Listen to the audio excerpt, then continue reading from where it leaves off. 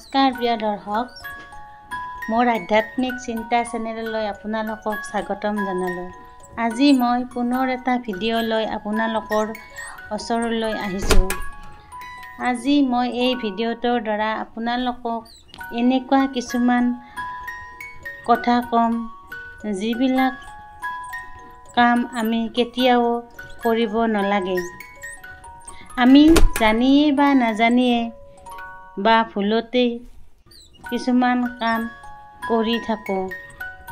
এই ভুলবোৰৰ পৰা আমি গম নোপোৱাকৈয়ে দুখ, দুৰ্গতি, অপায়, অমংগল হৈ জীৱনত শান্তি নাইকিয়া হয়। লক্ষ্মী দেৱীও অসন্তুষ্ট হৈ দৰিদ্ৰতা নামি আহে। মানুহৰ আৰম্ভণি ভাল হ'লেহে শেষ ভাল হয়। এষাৰ কথা আছে নহয়, শেষ ভালেই সকলো ভাল।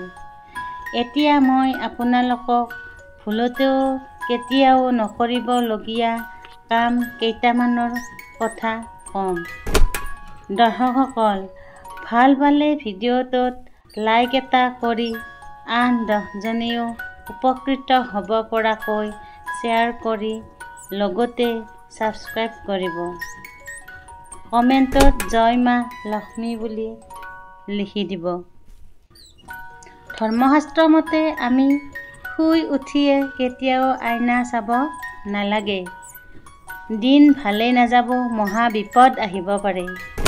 2 নম্বৰতে যিয়ে শুই উঠিয়ে হৰি নাম নলয়, নকাৰাত্মক কথা চিন্তা কৰে, গা নোধোৱাকৈ ভজন কৰে, এইবোৰ মানুহৰ জীৱনলৈ সদায় দুখ, দুৰ্গতি, অশান্তি আহে।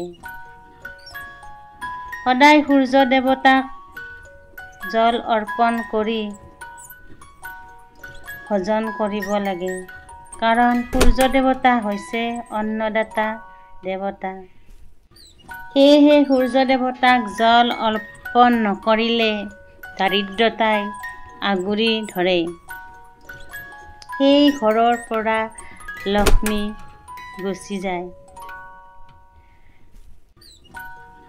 4 নম্বৰতে যি ঘৰত অতিথি বিমুখ কৰে, অৰ্থাৎ ভিখাৰী হওক বা অন্য জীৱ হওক, যি মানুহে আত্মাক ইগনৰ কৰে, সেই ঘৰত কেতিয়াও লক্ষ্মী দেৱী প্ৰৱেশ নকৰে। অতিথি দেৱ ভৱ বুলি এষাৰ কথা আছে। দৰ্শকসকল, এনেকুৱা আৰু বহুতো নীতি নিয়ম আছে বা আমি জানিবলগীয়া কথা আছে।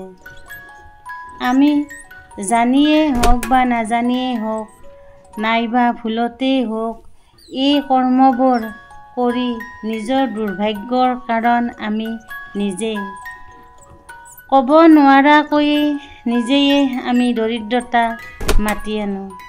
সেয়েহে আগলৈ মই আৰু নতুন নতুন আধ্যাত্মিক কথাৰ ভিডিঅ' লৈ আপোনালোকৰ ওচৰলৈ আহিম। আজিলৈ ইমানেই। ধন্যবাদ।